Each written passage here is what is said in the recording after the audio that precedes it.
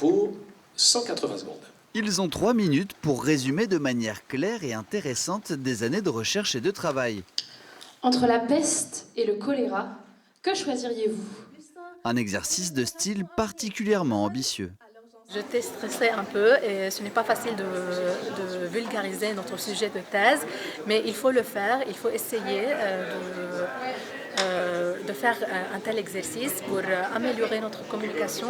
3 mois de coaching et de préparation ont été nécessaires pour mettre les doctorants dans les meilleures conditions. Des myriades de bactéries, de longs et graciles vers de terre, d'innombrables sachets de thé. Sur la scène de l'amphithéâtre, les 12 candidats brillent par leur éloquence. On a trouvé que justement ils étaient quand même globalement tous et toutes à l'aise, les attaques tout de suite, hop, dès que c'est parti, ils étaient à fond. Et du coup, bon, les sujets en plus c'était très varié, il y avait des pointes d'humour, de la sensibilité, voilà, c'était pas simple à départager. Et la grande gagnante de cette finale régionale, c'est elle. Une petite pomme sur un pommier, une petite pomme qui est tombée, une petite pomme, mais qui l'a croquée? Laure Boissel est doctorante en 3e année. Sa thèse en biologie, santé et neurologie analyse la synchromie mère-bébé chez les enfants prématurés.